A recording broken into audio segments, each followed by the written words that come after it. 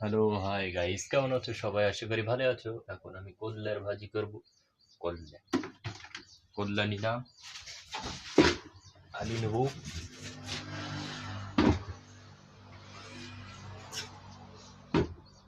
আলু নেওয়া হয়ে গেল, এখন কাটা শুরু। আর একটা কল্যার গাছ লাগাইছি, এই যে কল্যার গাছটা সুন্দর হয়েছে। মরিচ নিতে লাগবে, মরিচ নিতে ভুলে গেলাম।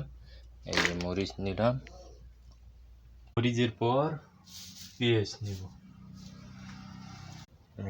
পেঁয়াজ নিয়ে নিলাম। এই যে আমাদের আন্ডা, হাঁসের আন্ডা।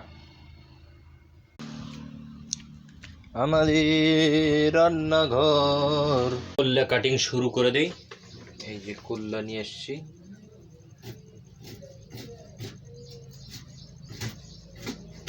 কল্লার ভাজি আলু দিয়ে আর ডাল।